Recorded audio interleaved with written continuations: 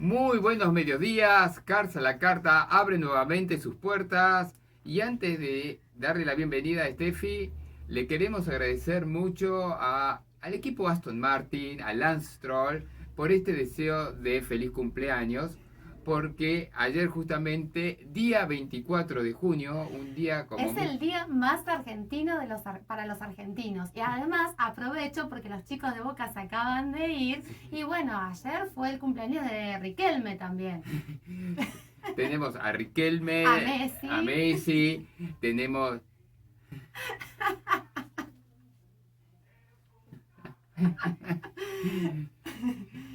Y en la lista de gente famosa que ha nacido ayer, bueno, Estefanía Ferreira justamente ha cumplido años. Bueno.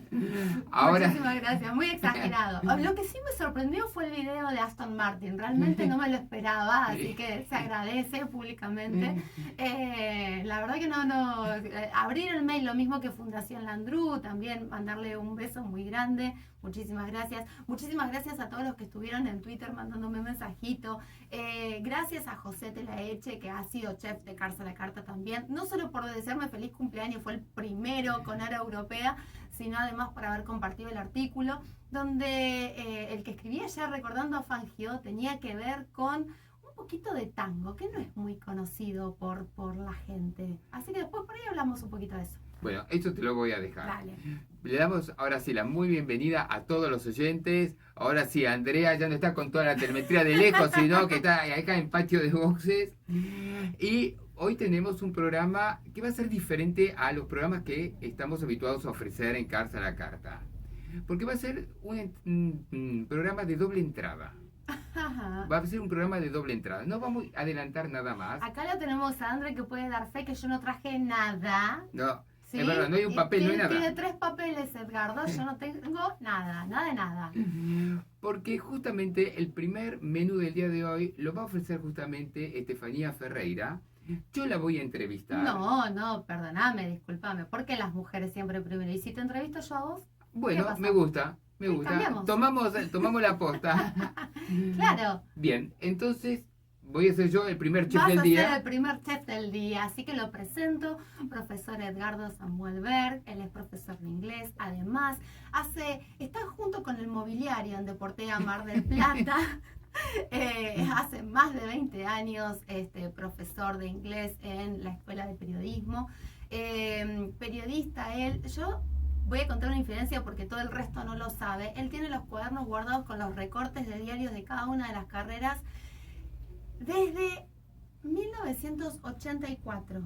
Yo les voy a decir una cosa, yo nací en 1983, como para darles una idea de los años que hace que el señor Edgardo está juntando cada uno de los recortes, y en un momento, ¿sí? Hasta estaban en castellano y en inglés, cuando todavía estaba el Buenos Aires Herald. Entonces era comprar doble diario, ¿sí? El diario en castellano para recortar en castellano el reporte de la carrera, y el diario en inglés para tener ese archivo también. Además es escritor, no solamente de automovilismo, sino también de anécdotas familiares, ¿sí? De cuestiones que tienen que ver con la calle, ¿sí? Que han salido también artículos en el diario La Capital, ¿sí? Así que la verdad, un placer tenerte acá, como siempre, todos los sábados en Cars a la Carta. Edgardo. En este momento es cuando yo te decía muchas gracias por invitarme. El placer es todo mío.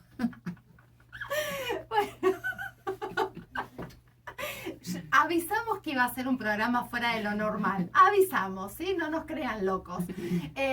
Bueno, Edgardo, vos escribiste un libro, ¿sí? Que fue publicado en formato PDF, que tiene los derechos y demás, a fines del año pasado, principios de 2022.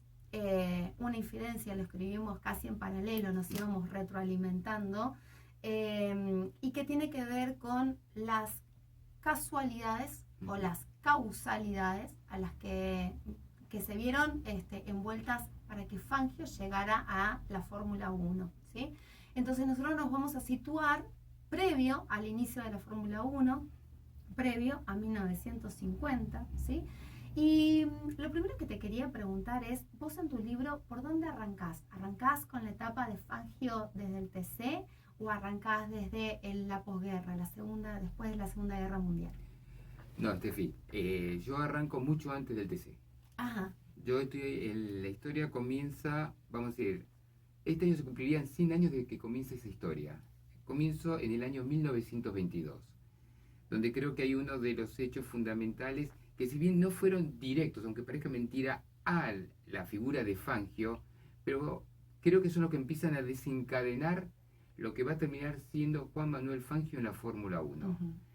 Ese evento fue la construcción del Autódromo de Monza en 1922. Ajá, lo contextualizamos en este plan de Benito Mussolini con los primeros totalitarismos europeos, ¿no?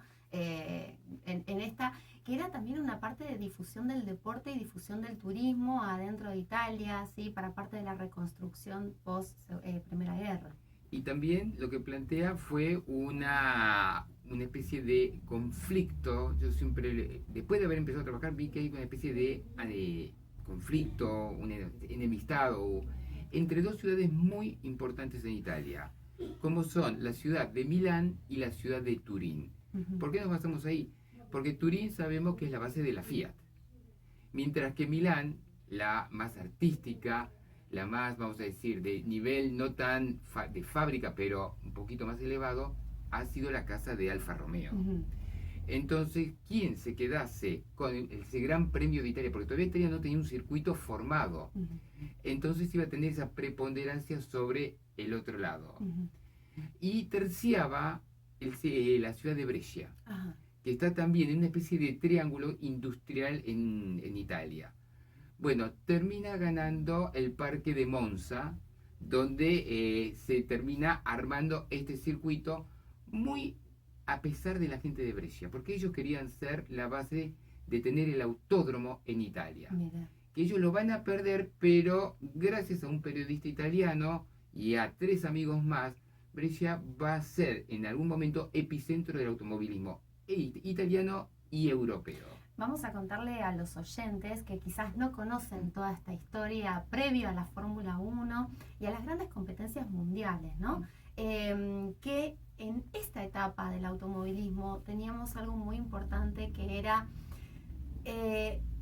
la parte de las empresas privadas, la parte del periodismo, los periodistas involucrados en organizar esos grandes premios, esas carreras que se iban corriendo, ¿no? Entonces vos nombraste un periodista. ¿Podés contar quién fue ese periodista y quiénes fueron esos 3 amigos?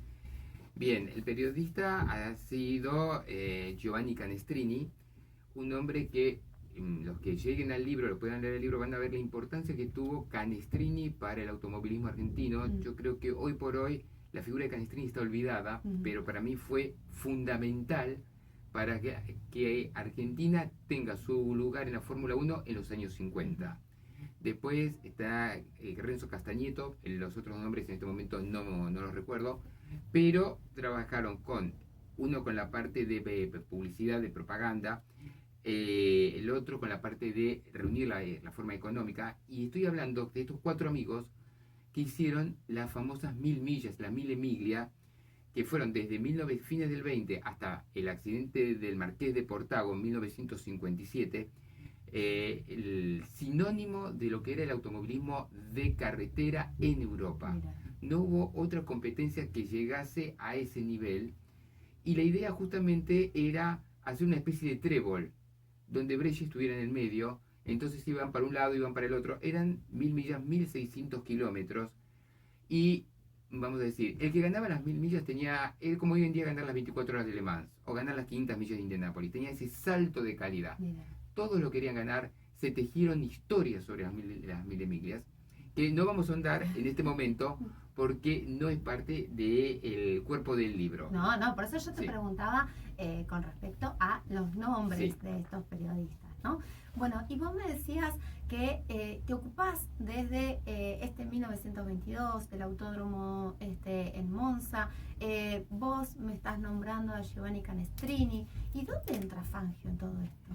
Y va desandando la historia. Hay muchos eventos que suceden en Europa, en la Europa de los años 30, donde aparece Alemania como una fuerza fundamental en el automovilismo, de la mano de Mercedes-Benz. de la mano de Mercedes-Benz primero, tal vez como el más reconocido. Yo digo que Mercedes-Benz ha sido el equipo conservador del automovilismo de los años 30, increíble. Y estaba el equipo más liberal, más radical, que era el Auto Unión. Obviamente, las figuras, los alineamientos que tenían Auto Unión y Mercedes eran espectaculares. Nombra algunos para los que son recién llegados al automovilismo y no los conocen, estos nombres históricos. Yo le diría que si buscan en Mercedes-Benz, empiecen por Rudolf Caracciola, vayan a Hermann Lang, vayan a Dick Seaman, vayan a Manfred von Brottig, un apellido que ustedes lo pueden buscar históricamente en la Segunda Guerra Mundial o históricamente en el periodismo y en el deporte automotor. ¿Por qué? Porque eran primos. Mirá. Un general de muy alta jerarquía en la Segunda Guerra Mundial, Brottig. Eso por el lado de Mercedes-Benz, por no hablar de Richard Seaman. Por el lado de Auto Unión, por ahí tenía menos nombres, pero sí tengo dos figuras descollantes. Una que en algún momento iba a ser considerado el maestro de Fangio, Achilles Barsi. Mira. Porque cuando empieza Auto Unión, los contratan a Achilles Barsi como el piloto fino. Tuvo algunas incidencias, no lo vamos a nombrar porque no es parte de la historia. Algunas incidencias. Algún día si quieren se las cuento, no tengo problema. Armamos otro con anécdotas. Con anécdotas, exactamente. Y por otro lado, a Hans Tag Sr., para los que les gusta la Fórmula 1, el papá del chico rubio que corrió en los años 70, amigo de Niki Lauda y piloto de Brabham en 1977. Y la frutilla, ese gran piloto, el que podríamos ser hoy en día el Max Verstappen, para hacer una equiparación, de Bernd Rosemeyer. Bernd Rosemeyer fue una figura también fundamental en el automovilismo, que podría haber sido, si hubiera habido un campeonato mundial de Fórmula 1, seguramente él hubiera sido. Por eso lo comparo con Max Verstappen. En una época donde la seguridad que hoy uno ve en el circuito no existía. Entonces muchos de estos nombres, por accidentes y también por las circunstancias de la Segunda Guerra Mundial, quedaron vedados para tomar parte del nacimiento de la Fórmula 1. Eso, más allá de muchas empresas con problemas económicos, recuerden que Europa quedó devastada después de la guerra. Entonces tenían que ver cómo poder reorganizar el automovilismo, porque a través del automovilismo pegar el salto a la reconstrucción automotriz europea. Y Argentina fue justamente una de las plazas donde se fijó Europa. ¿Por qué razón?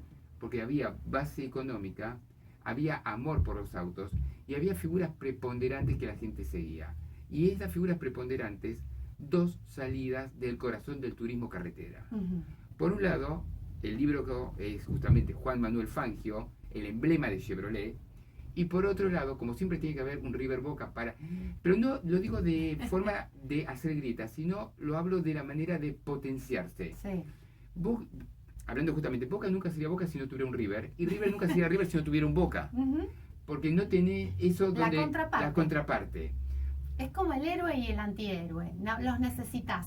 O como el héroe y el villano, los necesitas sí o sí. No hay una película donde solamente haya héroes. Porque si no, no tendrían razón de serlo. Claro. Y justamente Ford, el óvalo, presenta a los hermanos Gálvez. Y es acá donde estas dos figuras son rescatadas políticamente para empezar a ser el emblema de la República Argentina, primero en forma local, con un eslogan, con un sueño: hay que ganarle a los pilotos europeos.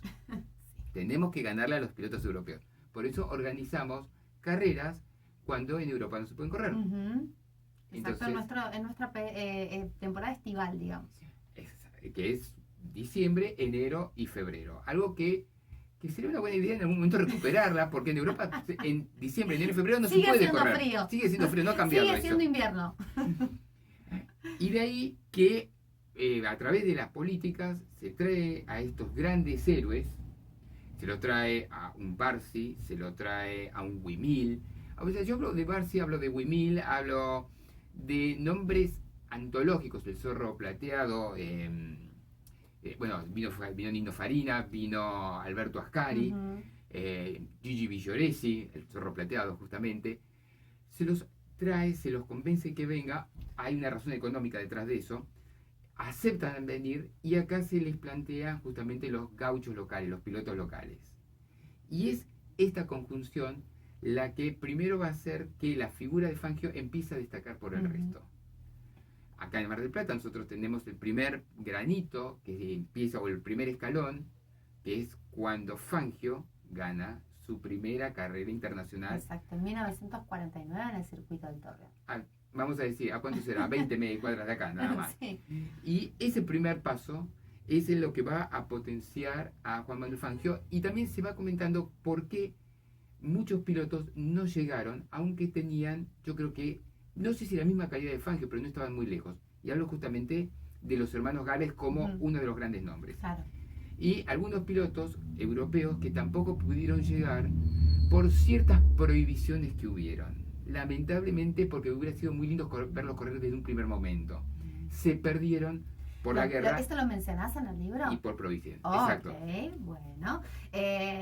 Nada, está en Google Play el libro. Y yo no sé si querés agregar algo más, porque, o sea, vos acá me dejaste la mesa servida, me dijiste que hay algunos eventos, me diste algunos condimentos que tienen que ver con la temporada que viene a la Argentina en plena reconstrucción europea a partir de 1947 hasta el 50, no llegas hasta el 51 en el libro. No, el libro, ya voy a spoiler un poquito, que termina el 13 de mayo de 1950. Bien. Ahí termina el libro. Bueno, entonces, vos ya no dejaste todo servido. ¿Y por qué decimos casualidad o causalidad con respecto a Fangio? ¿O vos terminaste con una opinión tuya? Para así no me lo spoileás, porque si no... No, tiene que leerlo porque el propósito del libro es para ver si la figura de Fangio que llega y nos deja tan bien fue una casualidad de eventos, que pueden haber sido una casualidad, se dieron ciertos eventos casuales, con lo cual dieron lugar a que Fangio llegue a la Fórmula 1, o si hubieron eventos causales que llegaron justamente al mismo fin. Bien. Entonces yo eso lo dejo para que lo puedan leer. Me gustaría que el lector que lo lea me dé su opinión. Les digo, a través de Twitter, @veredgardo, sí, le pueden escribir, lo arroban, le escriben. Él trata de responder todo lo que hay. También estamos en Facebook, así que también pueden escribirnos por ahí, Edgardo Bernius Buró. Así que, bueno, nada, cuando lean el libro o si tienen alguna duda, está la vista previa también en internet. Pueden ver y mandar mensajes y contestarte. Yo lo quiero cerrar agradeciéndole a mucha gente que me ayudó a través de lecturas, relecturas, correcciones. A ver, yo sé que es feo cuando alguien te pone decir los nombres, porque muchas veces nos olvidamos de personas y es feo eso. Pero así, a grandes rasgos. Mira, primero te quiero agradecer, Estefi, porque justamente fuiste la primera, vamos a decir, víctima de leer el libro y hacer correcciones. Le quiero agradecer también. Pero él lo sufrió conmigo también, así que estamos a mano. Le quiero agradecer también a otra proofreader, probadora de lectura, que es Sara Garfinkel, que también me hizo correcciones. La mamá. Exactamente, obviamente. Es público cautivo. Público cautivo. Digo, no se puede escapar. Así que le mando un beso grande. Quiero agradecerle al Museo de Barsi en Galeate, quiero a Doc Nye, a David Heijo, a Juan El Tano Fassini. Hay un montón de nombres, yo me voy a estar olvidando de muchísimos y les pido mil disculpas, porque bueno, a la realmente Bucci también, Parga, al Museo Fangio, hubo un montón de gente a la cual se ha llegado, que me han enviado imágenes, me han enviado fotos, se las he entrevistado. Por eso, yo, en el libro están los agradecimientos correspondientes. En este momento, como muy bien dijo Estefanía, no tenemos ningún papel acá, excepto 2 papelitos míos, pero... Que vino parte del machete de lo que él me va a preguntar. Exacto. A mí, pero no, exacto. Él no tenía ni idea de lo que yo le iba a preguntar, entonces no tenía las respuestas ahí. Así que, bueno, a toda la gente que colaboró con este libro, yo le agradezco muchísimo. Y bueno, es, como se dice siempre, la semilla para un futuro trabajo que va a continuar. Seguro, no me cabe ninguna duda.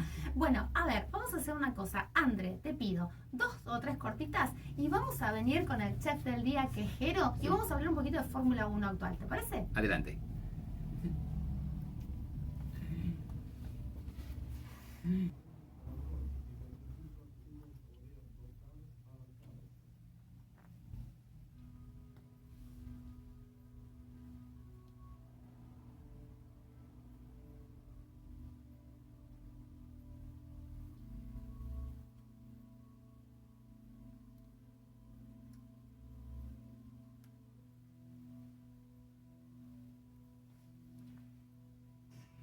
Volvemos con Cars a la carta y con el chef del día en este menú de platos múltiples, vamos a llamarlo, que es el ingeniero Jerónimo Jero Garzón, porque la semana pasada habíamos dejado una promesa, hablar un poquito de porpoising, de bouncing y de bottoming. Estos 3 términos que aparecieron este año en la Fórmula 1 y le están rompiendo la cabeza a muchos ingenieros y la espalda a muchos pilotos. No, y además, no solamente eso, sino que hicieron que la FIA tenga que ponerse a trabajar y decir, vamos a medir y vamos a ver si hacemos un cambio en el reglamento.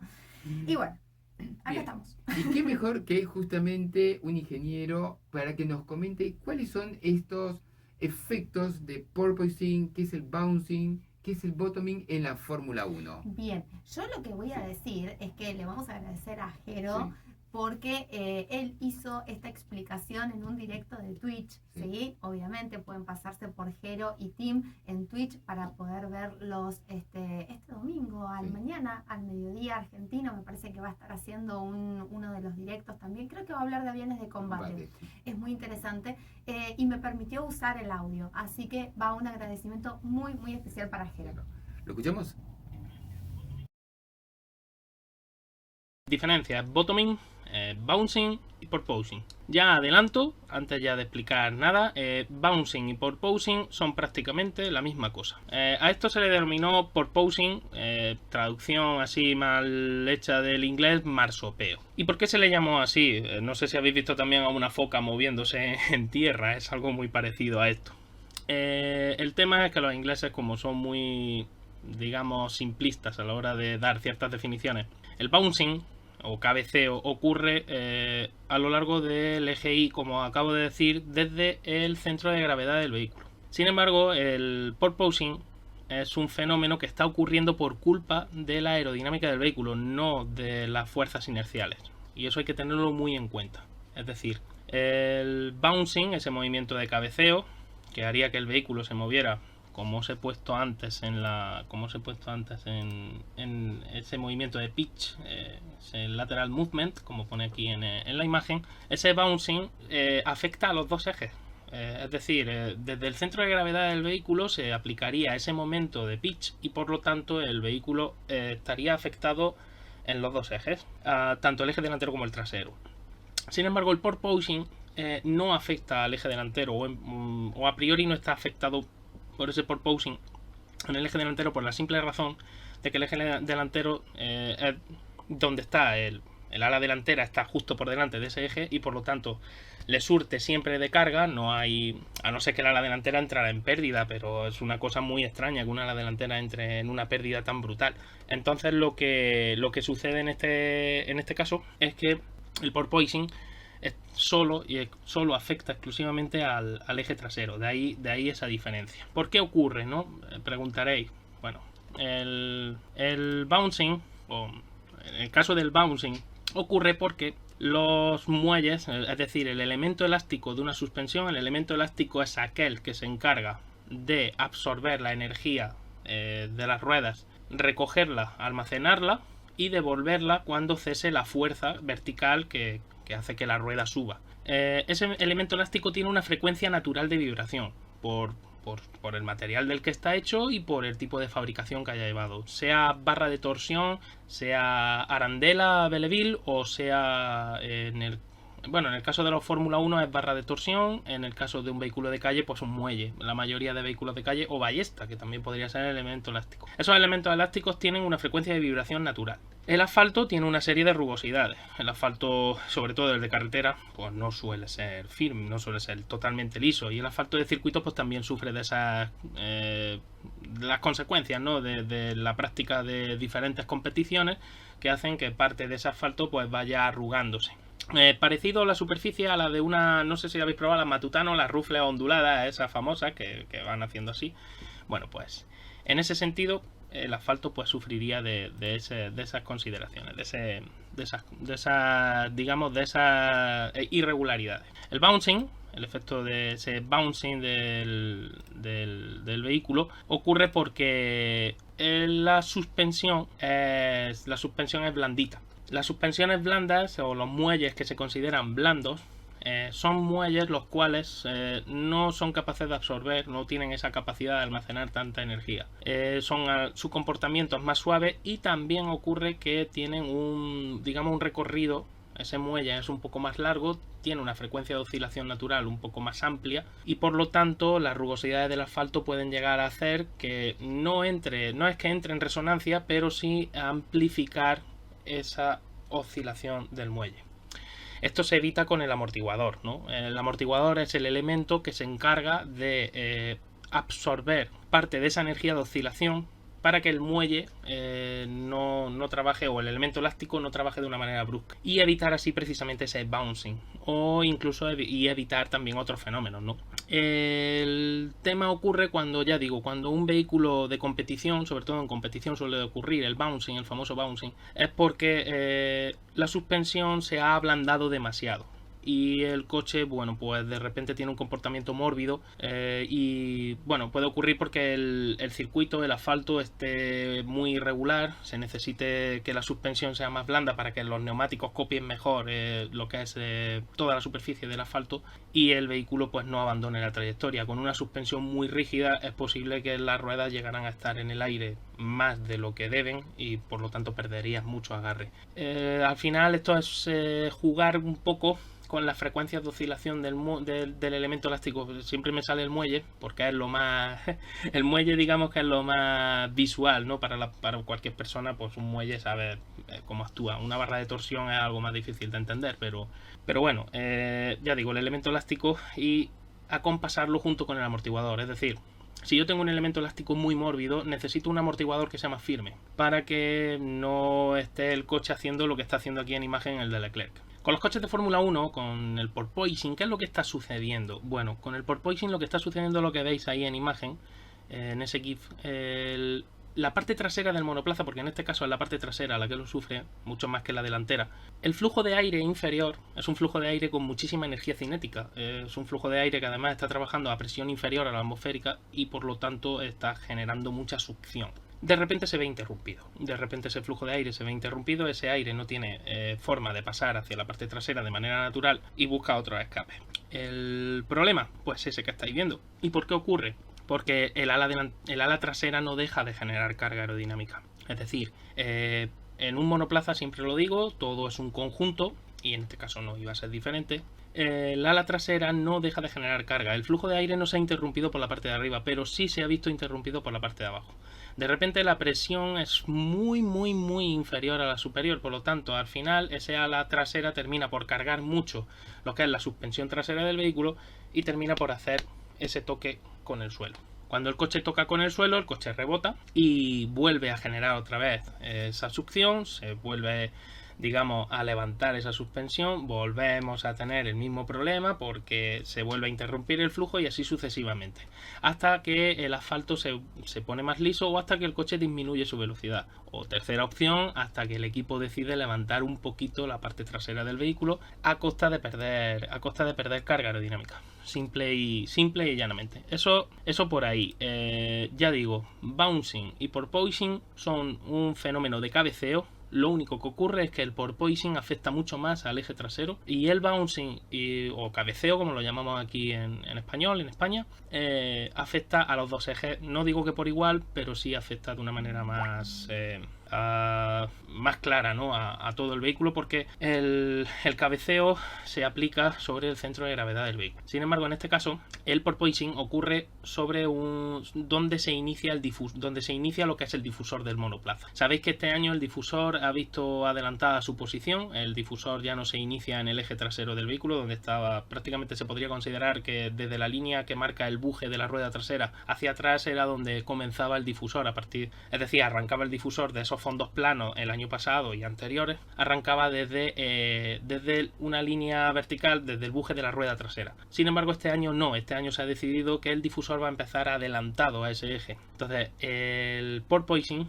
es consecuencia de esa zona se denomina en inglés crack pressure, que no es más que un cambio de inclinación.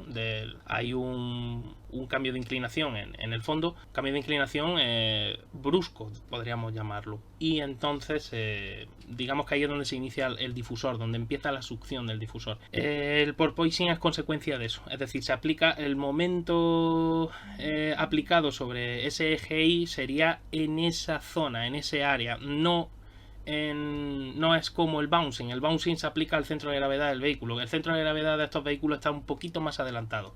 Está más cercano a lo que es el piloto, donde está sentado el piloto, que a esa zona. Y por eso bouncing y porpoising son prácticamente la misma cosa, pero no son exactamente lo mismo. Ya digo, con la imagen esta que os he puesto al principio queda un poquito más claro el pitch, lo que es la inclinación hacia adelante, hacia atrás. Ese momento de pitch, que es el que provoca el bouncing o el cabeceo, se aplica sobre el centro, repito, sobre el centro de gravedad del vehículo. Y el porpoising, el marsopeo, traducido así de manera muy sui generis, se iniciaría un poquito más atrás de ese centro de gravedad. Estaríamos hablando de una zona bastante más retrasada. Quedó absolutamente claro la diferencia entre porpoising y bouncing. Son muy parecidas, pero no son lo mismo. Y tiene que ver con el centro de gravedad, tiene que ver con la succión, tiene que ver con la diferencia de presión, tiene que ver con los cambios aerodinámicos de los monoplazas de este año, con haber corrido el lugar del difusor en los monoplazas. La verdad que súper interesante. Así, y lo que después nos comentó también en forma privada fue que el bottoming, que es el tercero de los términos, es cuando el auto va rebotando y la parte inferior va rozando justamente la parte superficial de la pista, claro, que es donde uno puede ver que a veces producen chispas. Claro. Que hacen unas fotos fenomenales, ideales, pero los ingenieros no lo ven con demasiado buen agrado. No, y las espaldas de algunos pilotos tampoco. No. Bien, ¿te parece ir a una publicidad y después preparar todas las ollas, sartenes, porque te toca ser chef de Cars a la Carta? Bueno, dale. Adelante.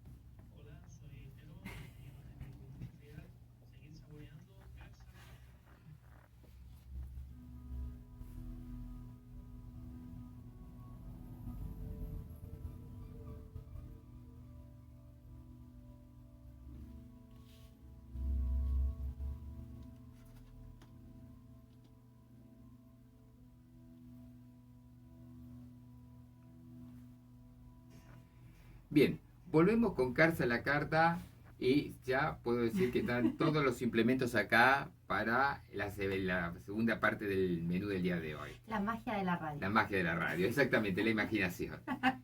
Ayer se cumplieron 111 años del natalicio de Juan Manuel Fangio. Y Estefanía Ferreira, profesora, licenciada, se ha involucrado mucho en historia, por porque supuesto. Puedo ser de cualquier otra materia. Exactamente, en historia. Que es cómico, porque hay carreras que son en y otras son de. No, la mía es en historia. Se ha involucrado mucho en la parte del automovilismo, ha buceado en la parte del automovilismo. Y yo te quería preguntar para que le comentes a la gente cuál es el trabajo que has realizado para alcanzar el título de licenciada en historia. Bueno, primero gracias. Y después, en realidad, como lo decía en la defensa, tiene que ver con un poco lo que nosotros hacemos en Cars a la Carta, ¿no? Desde aquellas primeras coberturas de Fórmula E, en la que, bueno, Daniel y Elea nos confiaron en nosotros para poder hacerlo, y ver todo lo que es una carrera por detrás, ver el backstage, como digo yo, ver todo lo que es el trabajo de periodístico, ¿no? Y que se hace, y ver a los ingenieros, y ver el trabajo de los pilotos, y completamente los equipos, y ver que se podía hacer una carrera callejera como se hizo a fines de los 40, en esta reinvención luego de la Segunda Guerra Mundial de la que hablabas vos. Dije, bueno, pero ¿y cuáles fueron las condiciones que había en ese momento, que se dieron en ese momento, para ver si se pueden replicar? Porque evidentemente si alguna vez se pudo hacer, es porque se puede volver a repetir esa experiencia, ¿no? Siempre pensando desde la parte local, pensando desde Marte. Y tu trabajo se enfoca en la figura de Juan Manuel Fangio. Sí y no. Sí y no, bien. Sí y no, porque en realidad el trabajo son los grandes premios internacionales Bien. Ciudad de Mar del Plata desde 1948 a 1950. Por esa parte, no, porque en realidad me aboco a los 3 eventos que hubo en Mar del Plata. Y por otra parte, sí, porque en realidad yo empecé a ver estas causalidades o casualidades, sí. tomando tu título, en donde se iban acomodando las fichas para que hicieran que Juan Manuel Fangio fuera el representante de nuestra región a nivel internacional, ¿no? En esta lucha que vos decías entre el aguilucho y Fangio, bueno, entre los porteños y el del interior, pero a fin de cuentas, los dos hijos de inmigrantes. Y este tema del automovilismo es un tema, yo creo que bisagra. ¿Cómo veías al automovilismo antes de llegar a este trabajo de investigación y cómo lo comenzaste a ver después? Uy, qué pregunta difícil. Esa no la tenía. A ver, en realidad el trabajo de investigación nació a medida que yo fui pensando mientras hacíamos las coberturas de Fórmula E. Mi impresión de las carreras en realidad cambiaron mucho con las coberturas, más allá del trabajo en sí de archivo y propio del historiador, ¿no? Es un poco lo que nosotros hacemos en CARS, mostrar a las personas, mostrar el trabajo que se hace por fuera de esos autitos que están girando. Me parece que es súper interesante. Es más, para la tesina tuve que rastrear en la antropología del deporte y en la sociología del deporte, porque, bueno, los historiadores trabajan sobre fútbol, pero no habían tomado al automovilismo y no tenía trabajos para decir, uy, qué bueno lo que hizo tal o tal cual, bueno, lo tomo, lo reinvento. No tenía nada de todo eso y tuve que explicar por qué el automovilismo es un deporte. No quiere decir nada, pero todavía hay gente que piensa que el automovilismo no es un deporte, así que bueno, nada, lean mi tesina que está a disposición en el repositorio de la universidad, que le dedico toda una primera parte a justificar por qué el automovilismo es un deporte. El otro día estaba mirando en las redes sociales y es increíble, pero hoy por hoy sigue la discusión si el automovilismo es o no un deporte. A ver, yo creo que cuando las discusiones son respetando al otro me parecen bárbaras. Se leen que hay mucha gente que lamentablemente no sabe tener los límites. A ver, vamos al contexto de la sociedad actual, que hay gente que se enerva por todo y es como que todas las sensaciones, todas las emociones están a flor de piel, y cualquier cosa, cualquier palabra son tomadas para cualquier lado. Me parece que pasa eso, y me parece que por otro lado no hay alguien que quiera tener razón. En el caso de una investigación para obtener un título, no es que yo pueda decir lo que a mí se me antoje, lo que a mí se me dé la gana. O sea, todo lo que yo diga tiene que estar fundamentado. Eso por un lado, ¿no?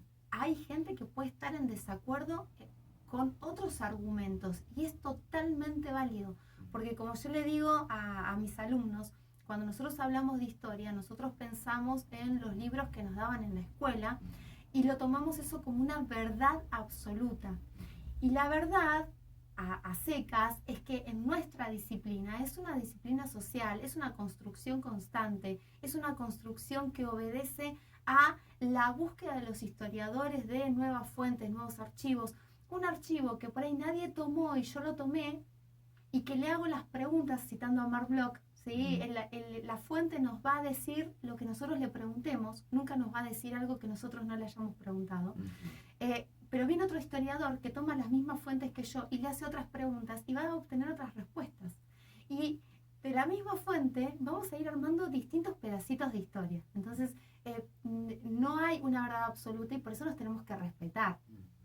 Por esto que yo decía, ¿no? Alguien toma las mismas fuentes que tomé yo, le hace otras preguntas y por ahí me rebate mi tesis, mi hipótesis, y está todo bien, porque precisamente de ahí nace el conocimiento. Me dijiste que no hay trabajos anteriores. Estás creando un campo absolutamente nuevo con esta investigación. Y de ahí te quería preguntar, si no hay trabajos anteriores, ¿a quién entrevistaste para poder tener esta materia prima? Bueno, trabajos anteriores hay muy pocos. Hay algunos que los mencionan de refilón al automovilismo. Hay otros que fueron exploraciones y quedaron ahí, por ejemplo en comunicación social, en periodismo. He citado trabajos de colegas en Deportiva Buenos Aires, sí. También. Luego, por ejemplo, una de las historiadoras de la universidad, investigadora del CONICET, Melina Piglia, pariente de Ricardo Piglia, ¿sí? Para los que están escuchando y están más avesados en lo que es la parte de literatura y de las letras. Ella trabajó sobre el ACA, tomó parte del periodo que tomo yo, y trabajó el ACA a nivel institucional, ¿no? Entonces, sí, me volqué mucho en el trabajo que ella había realizado, pero yo quería mostrar otra cosa, quería mostrar la parte cultural, la parte de el automovilismo en tanto práctica social. Y entrevisté, Altano, te entrevisté a vos, leí los libros que había sobre la temporada, del ACA, del IPF, lo poco que había. Hice trabajo de archivo, así que agradezco al Villa Mitre por todos los diarios que me han traído.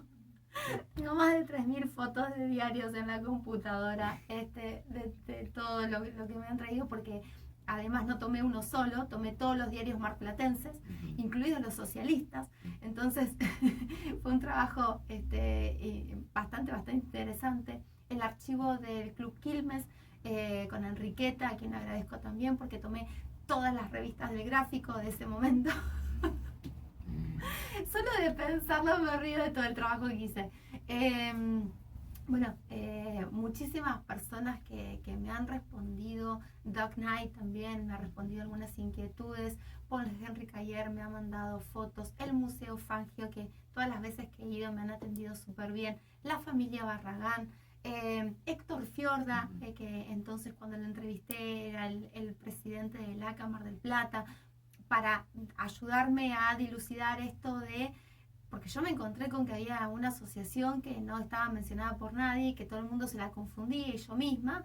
Entonces todo el mundo decía, bueno, pero el Mar del Plata Automóvil Club es lo mismo que la Cámara del Plata. Y no es lo mismo, son dos entidades completamente diferentes, que nacen completamente diferentes. Entonces también había que dilucidar eso, porque yo tenía que explicar, dónde nacía una, dónde nacía otro, por qué una fue la organizadora en el 48, por qué ese papel prioritario se corrió y empezó a tomarlo el ACA Mar del Plata, que venía del ACA Buenos Aires. Por eso que digo que los trabajos de Melina Piglia en un sentido, en eso sí me ayudaron a dilucidar, pero en otros me encontraba con cosas sin salida. Por ejemplo, que los archivos del Mar del Plata Automóvil Club habían desaparecido, y ahí en plena pandemia Facebook hizo su magia y uno de los grupos que es fotos de Mar del Plata, o Mar del Plata en historia, no, ahora no recuerdo bien el nombre, que lo lleva adelante Pablo Junco. Le pedí permiso a Pablo le mandé mi pedido por mensaje privado, y me dijo que no había ningún problema en que lo publicara en el grupo, a ver si me ayudaban a encontrar y a ver qué es lo que tenía, si alguien había guardado de algún papá, de algún abuelo, alguna información. Y me empezaron a llegar panfletos, me empezaron a llegar libritos que imprimía el Mar del Plata Automóvil Club. Son todas personas que me han ayudado, que tengo nombre y apellido, están en la tesina, gente que me ha, que me ha proveído de recuerdos familiares, porque muchos lo guardaron como eso, ¿no? Como un recuerdo familiar. Bien, todo el trabajo de investigación debe tener algún director o directora. Sí. ¿Quién ha sido tu directora? Bueno, mi directora, Adriana Álvarez, es una ídola. Yo la super quiero, pero la super quiero además de porque siempre creyó en mí y nunca me voy a cansar de decirlo, porque es algo raro.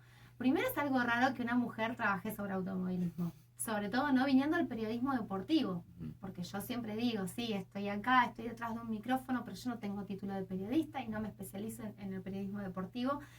Y después, porque precisamente no es de lo más estudiado en historia. Hubiera tenido más sentido, qué sé yo, que yo tomara peronismo, ¿no? Que estudiara desde el peronismo en lugar de estudiar automovilismo. Entonces, por esa parte siempre creyó en mí y me tuvo la santa paciencia, porque aunque usted no lo crea, este trabajito que ahora luce colgado en el repositorio de la universidad y está a libre disposición de quien quiera leerlo, me llevó más de 5 años de búsqueda de archivo, de trabajo de investigación, de replantearme las hipótesis, de decir en algún momento, bueno, sigo adelante, me acabo de encontrar con una pared, ¿cómo lo resuelvo? Y dejarlo 2 o 3 meses porque de la cabeza no salía de qué manera retomarlo, o no se me ocurría qué pregunta hacer para poder continuar, y todo eso no se ve. Bueno, vos sí lo viste, pero no se ve. Ahora, la directora Adriana Álvarez, no, como vos me decís, no viene del palo ni del automovilismo. ¿Cómo hiciste para convencerla que te dirija? ¿Cómo fue eso? ¿Cómo se propuso para dirigirte? En realidad, un día yo estaba cursando un seminario, ella es especialista en historia de la salud, es más, últimamente han estado trabajando sobre el tema del COVID, ¿sí? Y lo que fueron las epidemias en historia, un trabajo súper interesante también, los invito a que lo lean. Pero estaba cursando un seminario de historia de la salud con ella y le digo, Adriana, yo quiero hacer esto, pero no quiero enfocarme en el deporte ni en la actividad física, quiero enfocarme en la gente, los pilotos, las relaciones. Y me dijo, bueno, dale. Sí, bueno, empezar con las fuentes y nos reunimos y vemos y primero yo le llevaba mis primeras ideas y me dice, bueno, fíjate tal y tal cosa y tal otra, y tenés que tener una pregunta, así que cuando tengas la pregunta, vení y nos sentamos y vemos, así que así fue. Después de haber terminado el trabajo, ¿qué enseñanzas te dejó todo este peregrinar, desde que comenzaste hasta que terminaste? ¿Cómo te cambió el trabajo?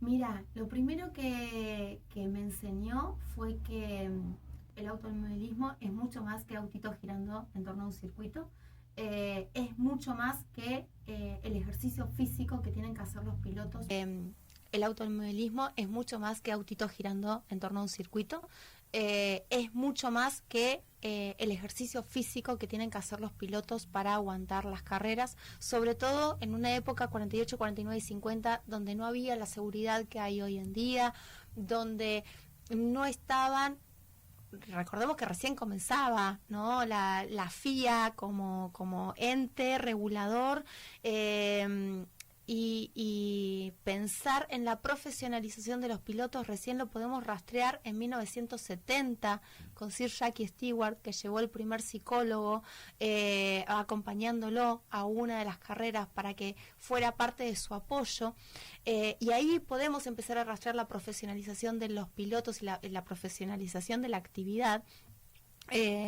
Después me cambió en el sentido de tomar conciencia de la gran experiencia histórica que tuvo Mar del Plata, y que no se conoce mucho. O sea, sí se conoce porque Fangio ganó la primera carrera, sin desmerecerlo, porque en realidad nos mostró al mundo y está bien que sea así, pero me lleva a decir, bueno, pero y si se hizo una vez, ¿por qué no se puede hacer otra? O sea, y yo soy marplatense por adopción, pero vengo de Olavarría y tenemos a los Emiliosi, entonces es esto, ¿no? Pero si se hizo una vez, ¿por qué no se puede volver a hacer ese empujoncito? ¿Y te acuerdas alguna anécdota que te haya sucedido mientras estabas haciendo el trabajo? Aparte de tener que recurrir a Facebook, que nunca se me hubiera ocurrido como historiadora, aparte de eso, que fue como, bueno, sí, estamos en el siglo XXI, tengo que hacer una historia del siglo XXI, a ver, uy, qué difícil, no, qué sé yo, me ha pasado que he ido a buscar archivos a las últimas locaciones conocidas y me han dicho, sí, yo te recibo la nota. Cuando vos estás investigando, vos tenés que hacer una nota formal diciendo para qué querés esos archivos, específicamente solo qué es lo que vas a ver, qué es lo que vas a buscar. Después a vos te vienen y te dicen, no, porque ¿sabes qué? Hace 2 años nos quedamos sin bibliotecaria archivista y los archivos están en el sótano y se inundó el año pasado y no vamos a poder recuperar todo eso. Para que pongo ahí. Estamos en este momento comentando justamente el trabajo de investigación llevado a cabo por la profesora y licenciada Estefanía Ferreira sobre los grandes premios de la ciudad de Mar del Plata, que fue su trabajo de tesina para llegar a la licenciatura. Sí, yo te contaba lo de los archivos. Bueno, lo que me pasó con ese archivo en particular, que no voy a dar nombres, es que sentí tanta pena, porque a nosotros en la carrera nos enseñan, por ejemplo, que vos tenés que utilizar guantes, porque la transpiración, la grasitud que llevamos en las manos degrada ese archivo, sobre todo cuando tenemos que ver con los diarios, las fotografías y demás, y que a vos te respondan, no, porque se inundó y vos decís, te mato, te juro que te mato. Ese era mi pensamiento mientras me estaban respondiendo. Bien, y para cerrar este menú, te quería consultar si va a haber otro trabajo sobre el mismo tema, si va a haber otro paso. Yo no te puedo spoilear. En realidad, hay un libro que se llama La atracción del archivo, de Arlette Farge. Es uno de los primeros libros que nos hicieron leer en Introducción a la Práctica Histórica. Que dicho sea de paso, le mando un beso muy grande a Miguel Ángel Taroncher y a Mónica Bartolucci, que fueron el jurado de la tesis, pero además fueron los primeros profesores que tuve en las primeras clases de la facultad, porque yo empecé, las primeras clases teóricas fueron Introducción a la Práctica Histórica. Aparte de ellos dejarme con una serie de recomendaciones, de puntos débiles, porque no todo es perfecto, más allá de la nota y del trabajo y demás, siempre hay cuestiones que quedan para seguir adelante. Hay una cuestión que es la atracción del archivo y quien nunca entró a un archivo quizás no puede entender ese amor que uno tiene por descubrir y que vas leyendo de tus cosas y te vas encontrando publicidades o te vas encontrando noticias de diarias y vos decís, no lo puedo creer esto. Así que es probable que no es que haya más trabajos del mismo tenor, sino que lo que haya sea el camino hacia la maestría.